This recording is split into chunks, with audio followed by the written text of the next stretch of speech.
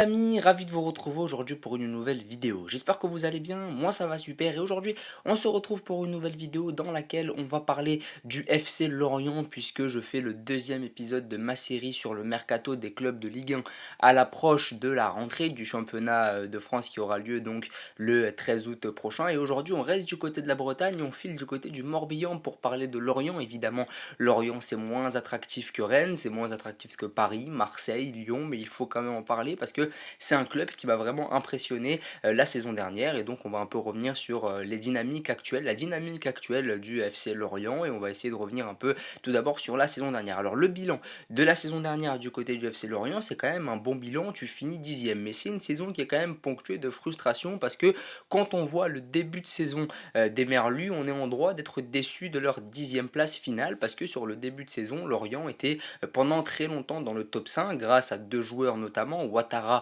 et Mofi. Et après le départ de ces deux joueurs, et c'est ça le problème quand tu es un petit club qui surperforme un peu sur la première partie de saison, et bien tu te retrouves condamné à vendre tes meilleurs éléments, vendre les éléments qui t'ont amené jusque-là, et finalement après, ils attendent même pas de la fin de saison pour partir au mercato estival après avoir conclu une bonne saison, ils partent dès le mercato de janvier, et forcément après tu te retrouves un peu tout nu de janvier à juin parce que tes deux meilleurs joueurs sont partis, et donc sur la première partie de saison, ils le doivent vraiment à Ouattara et à Mofi qui sont partis du côté de Nice et de Bournemouth et donc forcément tu t'es retrouvé sans ces deux joueurs-là qui t'avaient amené jusque-là, jusqu'au top 5 et finalement pendant très longtemps Lorient avait vraiment été la surprise du début de saison de Ligue 1 et puis finalement tu finis dixième mais c'est vrai que Lorient a connu une fin de saison sur la pente descendante où ça a été beaucoup plus difficile, même le fait à un moment donné qui est le maître à jouer de Lorient jouait moins, il y avait de plus en plus ces histoires de départ également, donc même quand ton joueur ne part pas, eh bien les rumeurs de départ font que ça peut déstabiliser l'équipe et donc forcément sur la fin de saison ça a été beaucoup plus dur, mais quand on connaît Lorient, quand on connaît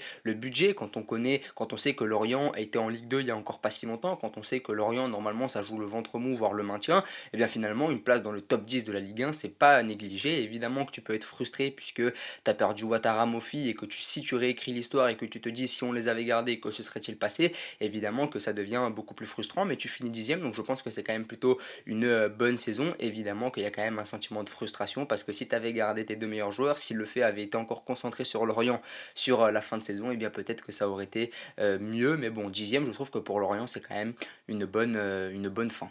On va parler maintenant du mercato 2023-2024. Alors, quelles sont les dynamiques actuelles du côté de Lorient? Alors, Lorient a recruté tout d'abord Formose Mendy du côté d'Amiens. C'est un investissement qui n'est pas négligeable puisque Lorient a quand même déboursé 7,5 millions d'euros pour ce défenseur de 22 ans qui a joué à Amiens l'année dernière en Ligue 2. Mais je trouve que c'est un recrutement très intéressant parce que ça vient couvrir un potentiel tébar de Montassar Talbi. Montassar Talbi qui pour moi est le meilleur joueur de Lorient sur la saison. Je dis pas ça parce que je suis d'origine tunisienne, parce que j'adore le joueur, mais parce que c'est la vérité. Il a joué toutes les minutes du FC Lorient cette saison. Et donc s'il y a un départ de Talbi, ce qui est fort probable, eh bien Formose Mendy qui est déjà international sénégalais alors qu'il n'a que 22 ans, c'est quand même une sacrée performance, eh bien c'est lui qui viendrait remplacer Montassar Talbi numériquement. Et je trouve que c'est vraiment très intéressant, c'est vraiment pas mal comme transfert parce que tu investis sur un jeune joueur de Ligue 2 qui est déjà international, qui a 22 ans, il y a de la suite dans les idées, mais c'est quand même assez cher et il va falloir le rentabiliser parce que 7,5 millions d'euros pour un club comme Lorient, même si tu as encaissé beaucoup d'argent sur les ventes de Ouattara, Mofi et Le Fait,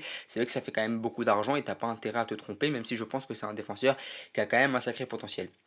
Lorient a continué sur sa politique de recrutement de jeunes joueurs de Ligue 2 puisqu'ils ont pris Dembo Silla de Laval à 1 million d'euros, un défenseur droit, donc là aussi ça peut être vraiment pas mal, peut-être dans la rotation, il a 20 ans, il est encore jeune mais il est déjà international guinéen, donc là aussi on voit qu'il y a un bon potentiel, donc c'est bien aussi cette politique d'aller chercher des joueurs de Ligue 2 pour les faire éclore en Ligue 1 et pourquoi pas les revendre ensuite à des cadors de Ligue 1 ou en Première Ligue, donc là aussi il y a une politique que je trouve vraiment intéressante, et puis ils ont pris un gardien évidemment en remplacement de Mvogo qui pourrait peut-être partir à la fin de la saison. Ils ont pris Dominique Youfaigen du côté de Guingamp et c'est un transfert libre. Donc là aussi, ça suit une politique d'aller chercher des jeunes joueurs de Ligue 2, là aussi de flairer le bon coup parce que là c'est un joueur qui est jeune et qui en plus est libre, qui a fait ses gammes en Ligue 2. Donc c'est vraiment pas mal comme investissement. Et puis évidemment, on ne va pas passer à côté de ce qui a fait parler de Lorient sur les derniers jours, c'est l'arrivée de Benjamin Mendy.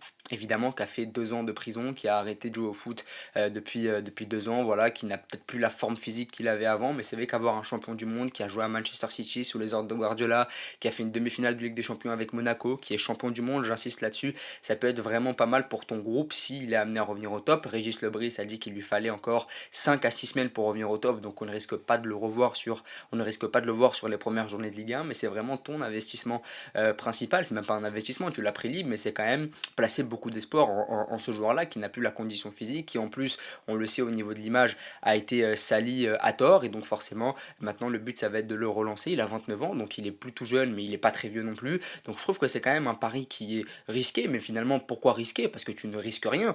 Tu prends un joueur qui est libre, si ça se passe mal, eh bien ça se passe mal, tu le revendras ailleurs. En tout cas, je trouve que c'est pas forcément un pari. Maintenant, c'est sûr que sur la condition physique du joueur, sur le mental du joueur aussi, parce que l'état psychologique va énormément compter, évidemment que tu prends un risque là-dessus, mais sinon financièrement, tu ne prends aucun risque en réalité. Et je pense que Benjamin Mendy a tout à gagner à signer à Lorient pour relancer sa carrière, et Lorient a tout à gagner en prenant Mendy parce que c'est un champion du monde qui a de l'expérience et qui en plus vient pour un énorme challenge, c'est-à-dire relancer sa carrière qui est morte depuis 2 ans. Et ensuite, on a Romain Fèvre qui a été vendu par Lyon du côté de Bournemouth, et Lorient a flairé le bon coup en se le faisant prêter encore une année de plus. Lui qui avait vraiment été très bon, je trouve qu'il avait vraiment bien remplacé Ouattara, Mofi, les avait fait un peu oublier.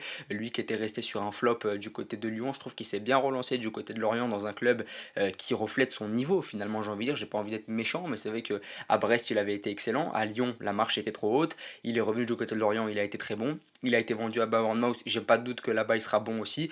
Voilà, c'est les clubs de sa trempe, c'est comme ça, et je pense vraiment que l'année prochaine il peut faire une très bonne saison du côté de Lorient. Au niveau des départs, tu as encaissé énormément d'argent, 20 millions pour le fait qui est parti du côté de Rennes, Mofi tu as encaissé les 22 millions sur cet été. Tu as aussi vendu Moritz Jens, le défenseur allemand du côté de Wolfsburg pour 8 millions d'euros. Donc tu as quand même encaissé pas mal d'argent, et ça c'est bien dans cette politique de trading de joueurs, dans cette politique de vente pour pouvoir ensuite t'offrir des joueurs comme Formose Mendy, des joueurs de Ligue 2, etc. pour faire un bénéfice. Ça peut vraiment être bien, et je trouve que ces ventes font énormément de bien aux finances du club. Il y a aussi Samuel Loric, un arrière-gauche qui est parti du côté de Quevilly, mais ça reste un peu plus anecdotique. Maintenant on va parler des rumeurs. Alors il y a beaucoup de rumeurs de transfert du côté de Lorient. Évidemment c'est un club qui va se faire encore dépouiller à mon avis, mais c'est aussi un club qui va acheter des joueurs. Il y a Ayegun Tozin, un attaquant béninois qui évolue du côté du FC Zurich et qui a inscrit quand même 12 buts cette saison du côté du championnat suisse. Ça n'est pas à négliger, un numéro 9 qui pourrait pourquoi pas venir pallier le départ d'Ibrahima Koné, parce qu'Ibrahima Koné, l'international malien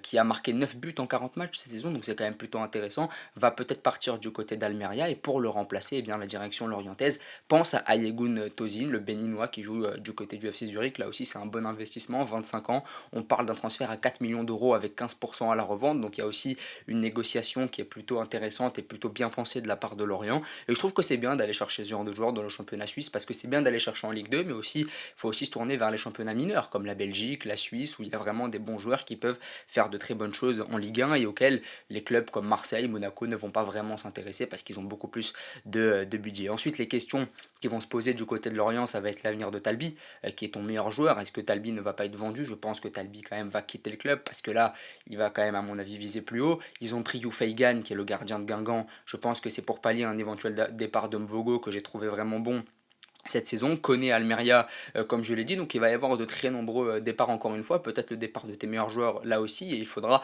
être prévoyant au niveau du mercato pour pouvoir espérer les remplacer. Maintenant, on va parler de l'équipe, le 11 que je dessine pour le FC Lorient cette saison. Et c'est un 11 que quand je l'ai fait, je me suis dit que ça peut être vraiment intéressant. Et c'est vraiment un 11 qui finalement, même si tu as perdu Ouattara, même si tu as perdu Mofi, même si tu as perdu le fait, bah, finalement c'est un 11 qui est quand même plutôt pas mal. On prend Mvogo par exemple dans les buts. Tu peux installer Dembo Silla qui est international guinéen, qui est très jeune sur le côté droit d'entrée. Tu peux mettre Formose Mendy si Talbi vient à partir. Mais si Talbi ne part pas, tu mets Formose Mendy et Talbi dans l'axe. Ça fait quand même une belle charnière, une bonne charnière africaine. J'aime beaucoup. À gauche, en attendant le retour en forme de Ben Mendy, j'installe Le Goff, qui est vraiment ta valeur sûre au poste derrière gauche depuis des années. Le milieu de terrain innocent à Bergel. Là aussi, tu es sur la stabilité, tu es sur ce qui s'est fait l'année dernière, ton capitaine, ta plaque tournante aussi avec Innocent que je trouve vraiment très intéressant. Fèvre, évidemment, en maestro, c'est lui qui va venir remplacer le fait à mon avis et confirmer sa bonne forme de la saison dernière. Aouchiche, je pense que c'est vraiment le moment aussi de lancer plus Aouchiche parce que je trouve qu'il n'a pas encore assez joué et montré son talent. Au PSG, il a été bridé. À Saint-Etienne, le contexte n'était pas vraiment facile et propice à démontrer son talent. Je pense vraiment que l'année prochaine, ça peut être son année. En plus, il est plutôt jeune, hein. Il commence vraiment à grandir. Il va arriver à 21, 22 ans. Donc c'est peut-être le moment de le faire beaucoup plus jouer. Stéphane Diarra, que j'aime beaucoup, c'est ton facteur un peu plus expérimenté. Je crois qu'il a 25, 26 ans. C'est un joueur qui a un peu plus d'expérience que les autres. Et je pense vraiment que ça peut être pas mal. Mais tu as aussi Kathleen en option qui peut être sur le banc. Et puis devant Tozin. Tozin, si tu viens le signer, il faut tout de suite l'installer en attaque. Tu as Bamba Dieng également en supplément qui n'est pas à négliger. Bamba Dieng qui est quand même un attaquant qui a joué à l'OM, qui a marqué des buts à l'OM, qui a été apprécié à Marseille. Et je pense vraiment qu'il peut aussi être très très bon en joker. Et puis tu as d'autres joueurs, hein, Makengo, Ponceau, Carrick, tu vas te faire reprêter par le PSG qui je pense peut faire de très belles choses encore une fois parce qu'il a un très bon potentiel. Lebris qui a fait des très belles choses aussi l'année dernière lorsqu'il rentrait sur le côté gauche. Et puis Pablo Pagis, pardon, que je trouve aussi vraiment pas mal, qui a été prêté en Ligue 2 l'année dernière et qui a fait quelques interviews en disant qu'il avait vraiment envie de jouer en Ligue 1. Donc là aussi, des jeunes formés au club, ça peut être vraiment pas mal pour les incorporer petit à petit. Donc globalement, l'effectif de Lorient est un effectif plutôt fourni. Et même si tu as perdu beaucoup de joueurs, eh bien, tu as des jeunes du centre, tu as des jeunes joueurs tout court, tu as aussi l'équilibre que tu avais l'année dernière, tu arrives aussi à remplacer les joueurs qui sont partis par de très bons profils en investissant peu, à part pour Mendy où c'est vraiment un gros investissement parce que tu as besoin d'un défenseur central de grande qualité, mais le mercato est très intelligemment pensé et ça j'aime beaucoup, je trouve que Lorient c'est quand même un club qui travaille bien. Maintenant on va parler du coach, Régis Lebris, 47 ans, contrat jusqu'en 2027, mais il y a eu quelques rumeurs au tout début du mercato qu'il envoyait du côté de l'OGC Nice, lui voulait y aller, il avait manifesté son intérêt pour la Côte d'Azur, malheureusement il a été contraint de rester, je ne sais pas pourquoi, peut-être parce que Nice a pris un autre coach entre temps, peut-être parce que lui au dernier moment a été convaincu par ses dirigeants de rester, mais c'est vrai qu'il n'était pas vraiment convaincu par la nouvelle saison de Lorient, il avait peur de se faire encore dépouiller, il n'avait pas vraiment envie de repartir dans une sorte de bourbier où il fallait tout recommencer, parce qu'il a encore perdu Mofi, Ouattara, Le Fait, donc ça je pense que ça lui a fait un peu mal et il s'est dit qu'il ne voulait pas repartir dans une saison où il allait encore perdre Talbi, Mvogo, où il fallait tout reconstruire, peut-être qu'il s'est dit aussi qu'avec l'éclosion qu'il a eu l'année dernière, parce que Régis Lebris a été très médiatisé l'an dernier pour ses méthodes que j'ai trouvées absolument excellentes sur le début de saison notamment, parce que c'est vrai que tactiquement il a quand même apporté certaines innovations à la Ligue 1 et il s'est dit que Nice pouvait constituer une progression pour lui, même en termes de cadre de vie, aller vivre à Nice c'est peut-être mieux et je peux tout à fait comprendre le fait qu'il voulait peut-être passer un cap en allant du côté de l'OGC Nice, malheureusement il est resté, mais je pense pas non plus que Lorient soit l'enfer et je pense qu'il peut en tant que coach progresser encore du côté de Lorient si évidemment il y a une certaine stabilité, une certaine